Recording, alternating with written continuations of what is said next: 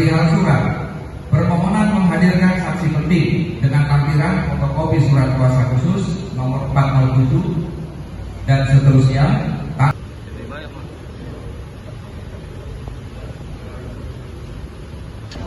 Ya, karena banyak laporan masyarakat, bukan saya sendiri. Banding, apa urusannya KTP dengan urusan pemalsuan, memberi keterangan palsu, dibagus-bagus sih bahasanya oleh Pak Tosman Junta. Sekarang nih bicara sama pengacara saya. Dia harus apa urusannya ke KTP, apa urusannya ke umur? Kan pemalsuan yang dia berikan keterangan palsu di atas sertifikat. Jadi menurut kita tidak sesuai, Bu, ya? Tidak sesuai sedikit pun pembicaraan hakim itu. Apa? Kami bakal banding sampai ke presiden pun jadi. Bapak Ini Pak Rasman bicara. Gak berlaku sertifikat kita, yang berlaku SPH dia. Aneh, kan hakim aneh.